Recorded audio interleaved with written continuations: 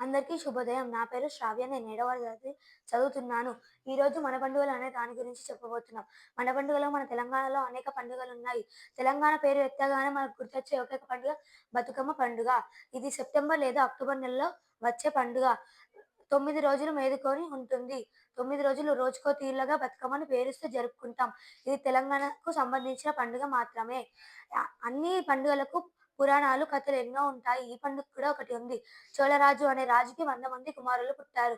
వారందరూ యుద్ధంలో మరణిస్తారు. లక్ష్మీదేవి అనుగ్రహంతో ఒక కూతురు పుడుతుంది. ఆ కూతురు నిండు నూరేళ్లు చల్లగా ఉండాలని బతుకమ్మ అని పేరు పెట్టారు. ఇలా ఈ కథని సాగింది. 9 రోజులు 9 తీరులుగా పిలుస్తాం బతుకమ్మను.